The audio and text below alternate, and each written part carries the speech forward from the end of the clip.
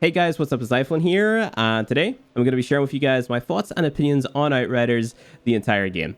Big shout out to Square Enix for providing me with an early access copy. It allowed me to go the entire way through the campaign, do some expeditions, and do some side missions, just so I could bring you guys this video. So again, big shout out to Square Enix. It was a fun time playing through the game. Straight from the get-go, numeric rating for Outriders, I would give it a 7 out of 10. Whether or not this game is worth your $60 or £60, €60, or whatever your currency is, it's going to vary person to person, right? There's going to be people out there who really love min-maxing and they're going to get a lot of value out of this game. And then there's going to be people out there who sort of like to do just one playthrough and then they put the game down and then they come back to it later when there is DLC or extra content added. Now, Outriders is not games as a service, so there is no guaranteed updates for this game. And if content does get added to this game, it will most likely be paid for DLC. If they release free DLC, that will be very surprising, but because of the company that published it, Square Enix, and how they handle other games such as like Final Fantasy VII Remake, for example, or Kingdom Hearts 3, they released their DLCs at a pretty hefty price, right? So it's like I think £40 or $40 for the Remind DLC for Kingdom Hearts 3, just as an example there. So it's probably going to be a pretty pricey DLC, depending on the success of the game, right? That's what they said on Twitter or something, that this game is only going to get DLC dependent on the success of the game, right? So if it does well, it will get DLC. If it doesn't do well, it won't get DLC. But from how things are going, from my perspective at least, I think the game is going to end up with DLC because there's a lot of people playing the game right now. There is a lot of people enjoying the game right now. There are a lot of reviews out there, and there's some mixed opinions, but that's to be expected. It's sort of a divisive game, right? Because it is sort of like a mix of The Division in terms of your movement and the combat and stuff like that. But then whenever it comes to the min-maxing and the abilities and stuff, it's sort of a mix of Warframe and Destiny. Destiny because of the types of mods you can throw on your gear, and then Warframe because of the abilities and stuff like that. So there's going to be major spoilers in this video. It's basically just one NPC that we have to interact with. Something happens to them throughout the campaign, and it's just a vendor that I have to interact with to sort of communicate to you guys what the end game gameplay loop is like, because I know that is what a lot of people are going to be interested in. So if you don't want any spoilers whatsoever, best to click off this video and go see another review. It's not that big of a deal, honestly, because the campaign, it starts off really slow. It's a little bit boring. I would say that characters get killed off like way too quickly for you to build like any relationship with them, to care about their death in any sort of way.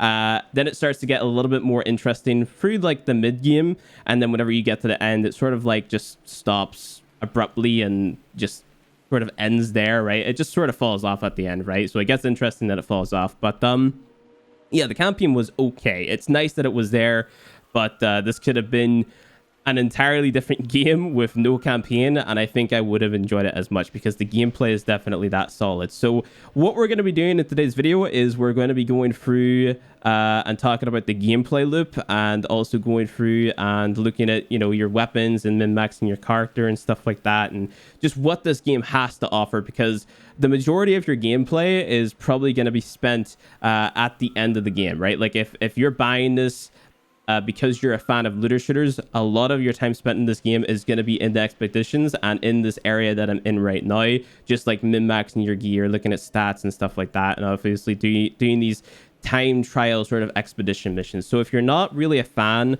of speedrunning missions, so to speak, or challenging yourself or putting your gear to the test, that type of thing, this probably isn't the game for you. I would say wait until it goes on discount. But if you're somebody who really enjoys like just pushing yourself to the limits, testing out your gear, you enjoy that gameplay loop of getting gear, either dismantling it or upgrading it, checking it out, that type of thing. If you're somebody who enjoys that and you're really like interested in this game, go ahead and pick it up right now.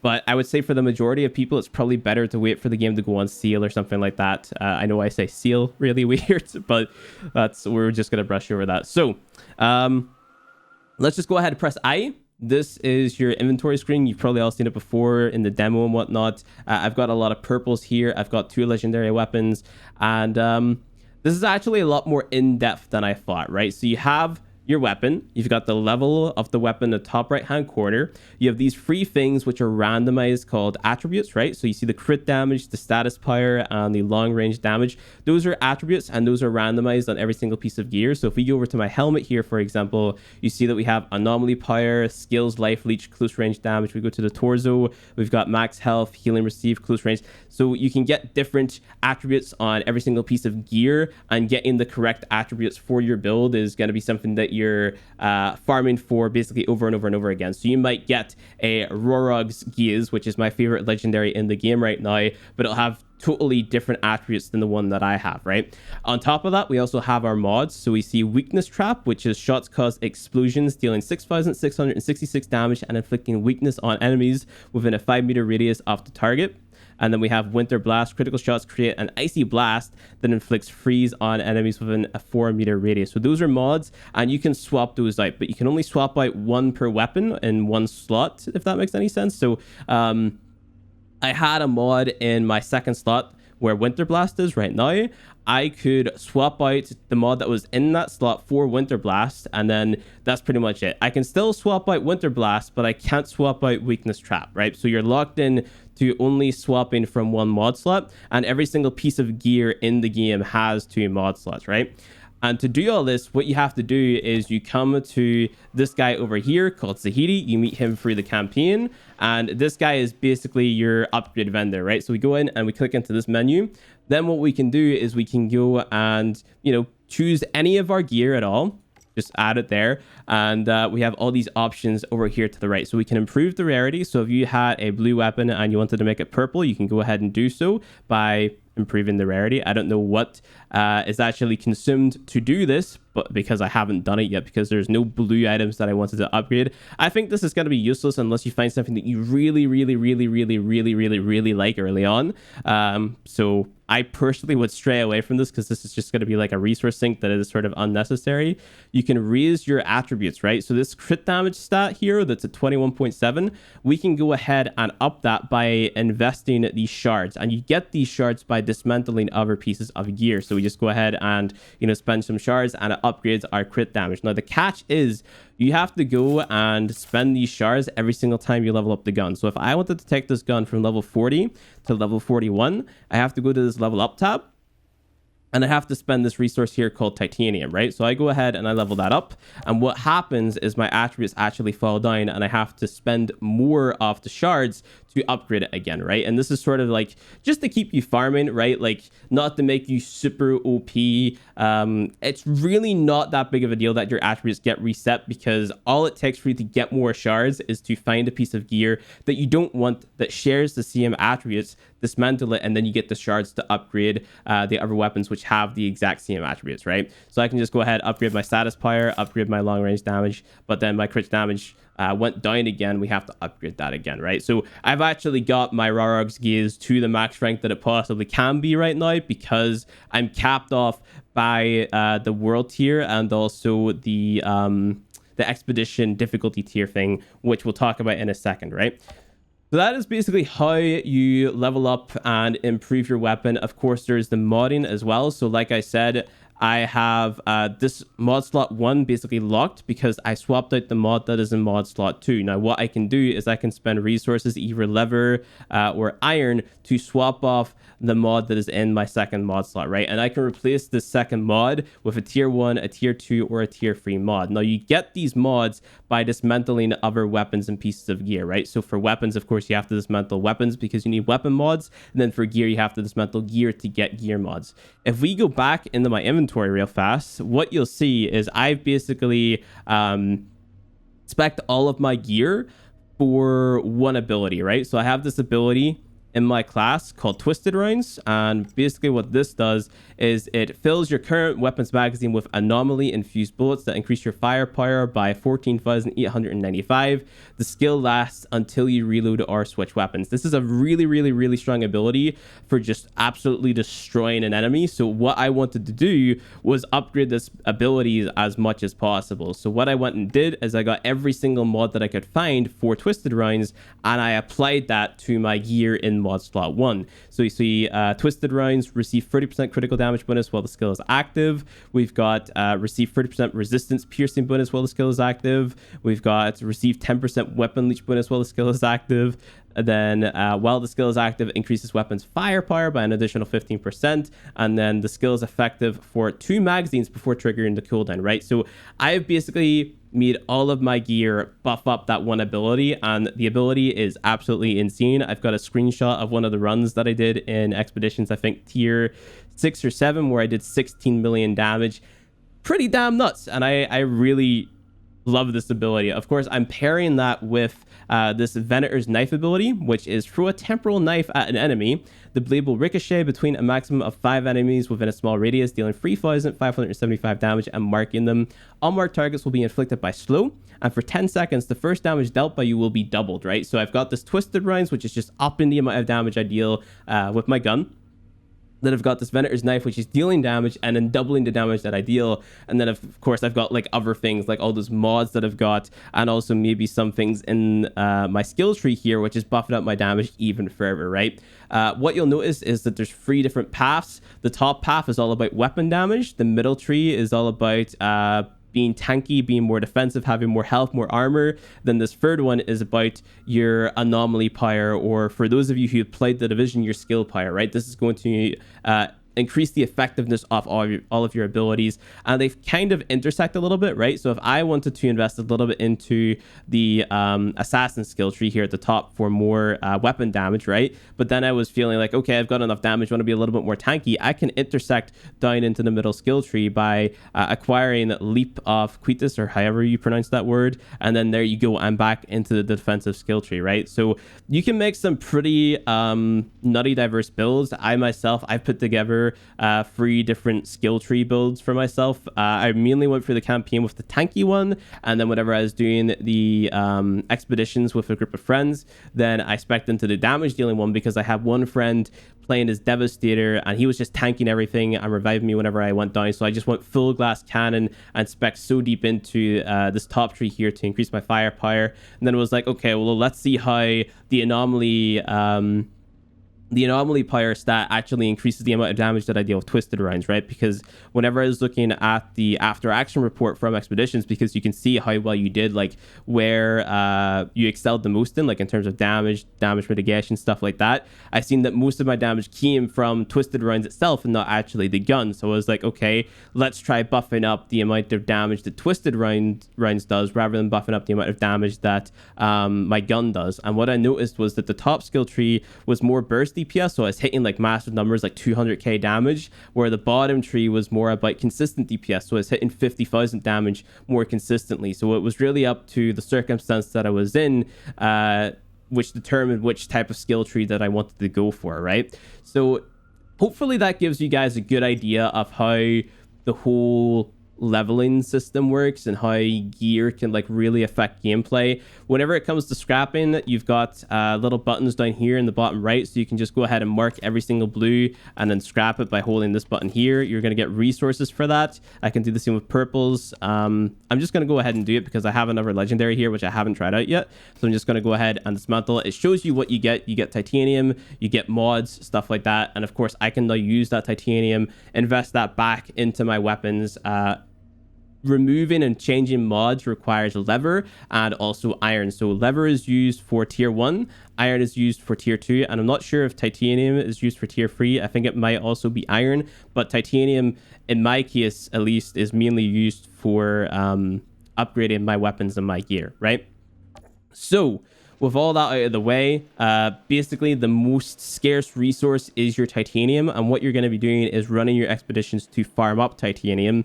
Of course, what you can do is you can come over to the lady over here. This is the spoiler, right?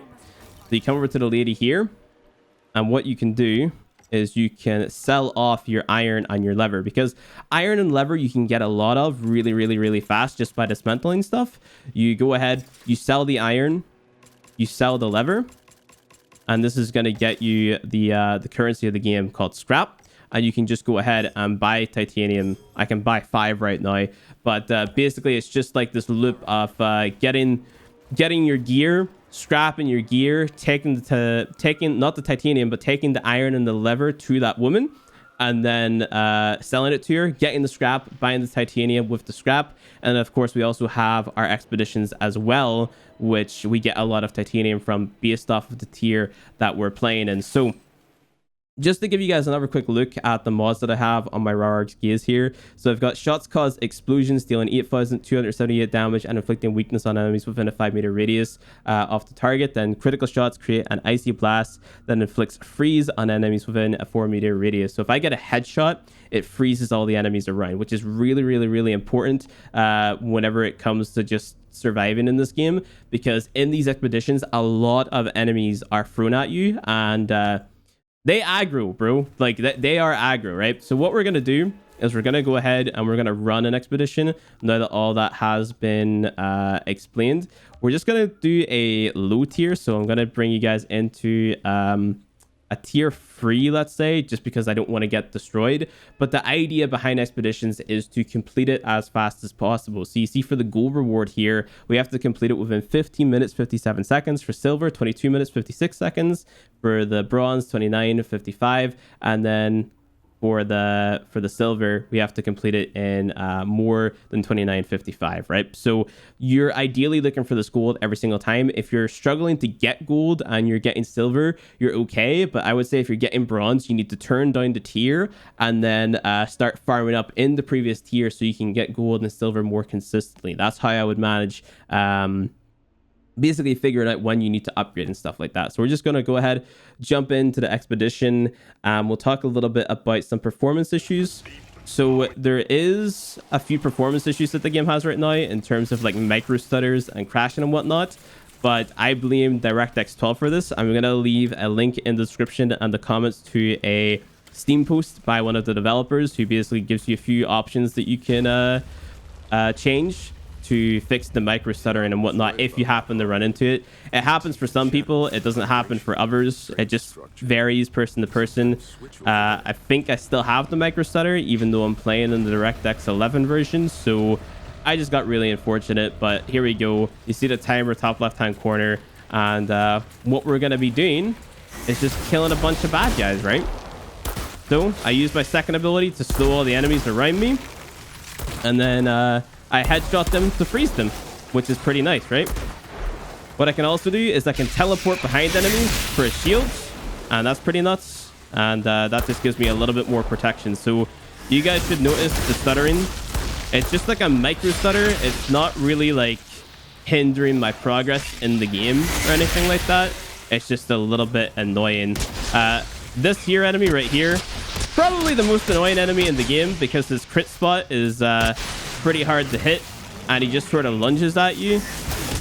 You will probably die to these big not this guy in particular, but there's ones called alphas, and they just lunge at you constantly. This here one is a little bit more passive in the sense that they sort of stand back and they use some ranged attacks, but there's big ones that look similar to that called alphas, and they just murder you with lunging, especially if they spawn in multiple, because they're considered to be like a common mob, right?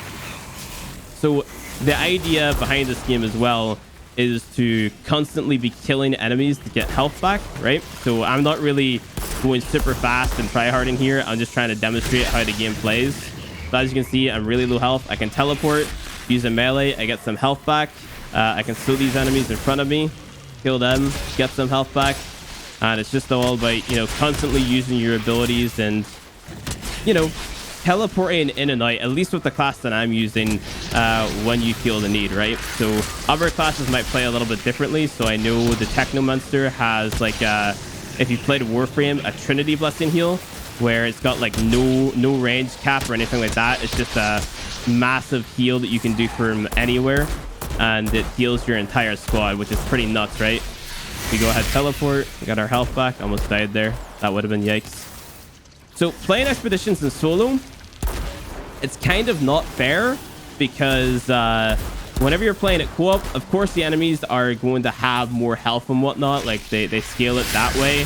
But the other thing is, everybody gets a self revive, right? And these self revives, they refresh whenever you go into a different zone. So let's say I kill all the enemies here and we go into the next section. What's going to happen is my self-revive is going to refresh, right? And that's basically it, right? You have one extra self-revive per stage. So I'd have a self-revive here, and then I have another self-revive in here. On top of that, you know, your teammates in co-op can, of course, revive you, especially if they're playing a really tanky class like the Devastator or a Trickster who's spec'd into the middle skill tree. Like, it's going to be really easy for players to revive you, at least in the difficulty tiers that I've played, right? We got to Expedition Tier 8, I believe, and, like, the person who was playing Devastator with me, he was just able to run around and tank everything and revive me and my other teammate whenever, you know, we went down, right? And we were able to play glass cannon and just murder everything around. And that's how we sort of cheesed our way through some of the expedition tiers, right? And got some really nice gear. Playing expedition solo just is not really fun, because if you die, right? If you die once, you go back to the start. So I really don't understand the decision of, you know, allowing co-op players to have like a self-revive and not also giving that to solo players. It seems kind of not fair, but it is what it is, I guess. Like, they want the game to be more challenging, and I respect that. But, like, in terms of just fairness, I guess, like, it definitely encourages you to be playing co-op, which is something that I like, but it forces it in such a, like, artificial way, I guess you could say, right? Like, it doesn't feel like it should be there. You know what I mean? Like, I feel like every solo player should also have access to at least one self-revive. So what we have to do here is we have to stand by this pillar while it falls into the ground, I guess, and just kill enemies while we're around it. So if I'm able to kill all the enemies before they get here, which I'm probably not able to do, because like I said, I'm playing solo, I get all the aggro on me as well. That's another thing that makes soloing expeditions a little bit more tough. You can definitely solo expeditions, don't get me wrong. It's just not as easy as you think, especially whenever you're at a lower gear score. Whenever your gear score is on par, well, I say your gear score, whenever your gear is on par, your gear level is on par with the level of the enemies, it's pretty damn easy, right? Like, I'm not really struggling too much here, as long as I'm, you know, utilizing my abilities, right? I'm able to teleport in and out and kill the enemies that are sort of being a pain in the butt, you know? I can't let the enemies in here, otherwise it stops the progress of this thing. You know, it's pretty easy whenever your gear is on par, but whenever you're under leveled, which you are going to be whenever you're doing expeditions for the first time, it's not going to be so great. I'm actually going to go ahead and try out this new LMG that I got, because I haven't used this yet. So this is going to be first time experience for the both of us. So killing shots creates an explosion, anomaly singularity, deals 53,000 damage. Okay, so let's see what we can pull off with this. Go ahead and slow him. We don't really deal a lot of damage with it. Let's go ahead and throw in our twisted rounds. Okay. Is that the anomaly explosion? Is that going to happen? Okay, that dealt a decent amount of damage. That's pretty nice. You know, that's actually not bad. That's actually not bad. So in a weapon that you kill enemies really quickly with, I can see this thing being really, really, really nice. Go ahead and lay into this guy. I can't really tell where the crit spot is in this dude. I'm assuming it's like... I need a TP. Let me TP to you. There you go. Yeah, I think it's on the right of him. Like his neck or something like that. But I honestly can't tell, because it's so inconsistent. Especially whenever you're playing co-op. Whenever I was playing co-op today, I wasn't the host. So... it was a little bit laggy for me, but it's not so laggy to the point where you're like, damn, this game is so laggy, it's unplayable. Sometimes you're gonna die because of, like, network. It's just how it is, especially if you're playing with somebody who's, like, you know, relatively far away from you. I wouldn't really fancy playing this with somebody from America, because I'm based in the UK, for those of you who didn't know that already. Like, I think the lag would be pretty tough then, but of course it also depends on your playstyle, right? Like, I'm playing Trickster. The Trickster playstyle promotes going in, being in the thick of it. The class or the skill tree that I had set up for myself actually wanted me to get behind enemies, right? So it wanted me to get behind enemies, and I dealt 50% damage that way, which is how I was able to pull off such high damage numbers. Considering that, it was a little bit difficult for me, right? But then if I was playing something like the Pyro or the Technomonster, which have more passive playstyles, I think I'd be totally fine just sort of, you know, hanging back, even if I was playing on like an NA connection or something like that, right? So we're almost done with this stage. You see we've got 8 minutes down on this expedition.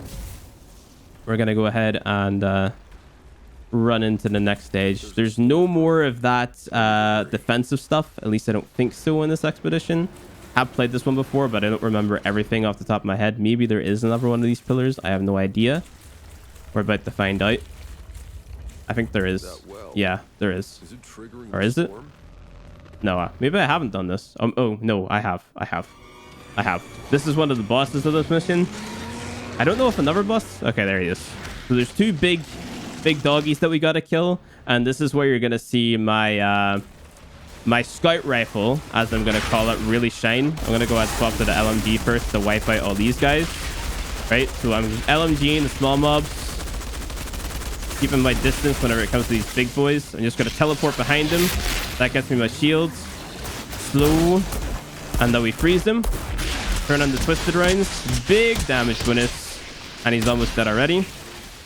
He's dead. And now we freeze that guy for a short period of time as well. Go ahead and slow him. I rolled for some reason there. I don't know why I did that. We're going to go ahead, teleport behind these enemies, melee them, get our health back, reload the LMG, slay some of the smaller mobs here, like so. And now what we can do is we can focus the bigger mobs now with our scout rifle. The flying guys are kind of annoying. The ranged enemies are kind of annoying. They're what I sort of have to focus on the most, otherwise I die. There's some of the alphas. Kill this guy. Kill that guy. You just TP over to him. Might as well, right? No reason not to. And now we can lay into the alphas. Now the alphas have a pretty specific crit spot, like in the middle of their mouth that you gotta hit. And because they leap like that, they're a little hard to take down, right? We freeze him. Teleports behind you. Nothing personal, bro. Dead. And this is not the last mob, but definitely part of the last few. Go ahead and use our twisted rounds. Kill these guys. Might just lay into him real fast. Oh, this is a brood lover. Okay. Teleport behind him. Why not? Bring out our rifle again, actually. Back to LMG. Change my mind. That's another brood lover. Rut rule. Lots of mini mobs here. I'm nowhere near done, actually. Teleport behind them, get our health back. And it's really that easy just to get your health back, right? At least on Trickster, anyway. Get some twisted rounds on the go. The twisted rounds last, for me, 2 magazines. So because it's an LMG, we've got a lot. And it also doesn't take from your actual ammo pool, right? So whenever I have twisted rounds active, even if I'm totally out of ammo in a gun, I can activate twisted rounds and I have 2 magazines on the go. On top of that, I also have a mod which allows me to have unlimited ammo for 5 seconds whenever I reload. And I have a what's it called? A shield. So whenever I teleport like this, that's whenever I get the shield. You see it just above my health bar, which is really nice, especially if I'm just laying into enemies with the scout rifle that I've got, or the semi-auto that I've got, right? Which are actually just considered rifles in this game. So that's something important to keep in mind whenever it comes to min-maxing as well. Teleport behind him. Let's see if we can take him down. That's 16k damage. Not there quite yet. Spawn in the flying insects. Teleport behind them. Why not? Take down this guy. Or don't. Get staggered. I don't want to die. Don't kill me, bro. There you go. We good. Those toxin procs are pretty damn annoying, man. There you go. Some nice life leech. Kill the alpha. One behind him. Melee him. We can maybe kill the brood lover. There we go. Nice. Kill that guy. And there's one more. This should be the last mob. Maybe it's not. There it is. So whenever you're finished an expedition, it goes slow. And you get to walk up to your pod. Collect your loot. Spewing anomaly energy. It's creating the storm. That's what's Hold E. We completed Archways of Enoch. Pretty nice. All the loot is going to come out. And we can just go ahead and hoover all of that up by holding down the H button. We get a ton of titanium. We get a few purples. We TP back to the camp. And then we do our inventory management, right? You can't inventory manage on loading screens. I know it feels bad. You get your after action report where you can see your damage dealt, your accuracy, stuff like that. We press I, we go ahead and we dismantle all of our stuff. We get a decent amount of titanium for it, leather and iron. We go over to Our Lady over here. Then we turn in our stuff. Put a sell. Hold down the D button. Hold down left click. Hold down the D button. We have a lot this time. We'll left click. Get a buy. Titanium. Hold down left click. Now we go over to Tahiti. We talk to him. We say, what's up, bro? I want to upgrade my stuff. We pick what we want to level up. And then we see if we can level it up. So I'm just going to go ahead and level up this here boy.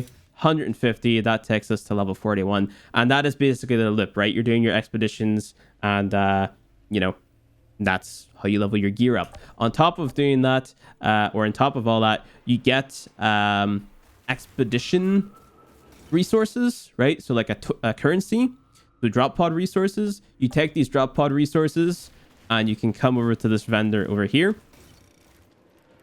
And he is basically going to sell you pretty decent gear, right? So there's legendary gear here, and you can see that you get tier 3 mods and tier 1 mods pre-equipped for you, which you can dismantle to have the mod in your inventory to put it on something else, or you can, just rock this legendary gear, right? Of course, remember these stats here, like bonus firepower, close range damage, cooldown reductions, those are your attributes and those are randomized. So getting the perfect gear set and perfect weapons is definitely going to be a challenge. And with all of that being said, that is basically the gameplay loop of Outriders. You can also do like harder expeditions by spending those resources. So if we go over to this table again, you can see this one with the little blue lines here, the drop palace. This requires 60 of those resources to jump in and play that mission, right? But you get a lot from it. So that's basically it. I rate the game 7 out of 10. There's a lot of other things about the game which make it really, what's it called? The word escapes me right now. Appealing. There we go. It makes it really appealing. So, for example, you've got crossplay and stuff like that. I always say to myself, like, crossplay is such a game changer in today's day and age, because you have people who, they're traveling a lot. They maybe go to university. Maybe they can only carry around a PS4 or something. They're going from university to their job, or maybe someone just has a job which is away from home and they have to stay at a hotel. Those are things to consider. They can just bring a console with them, hook it up to the TV, use the Wi-Fi there, and they can still play with their buddies.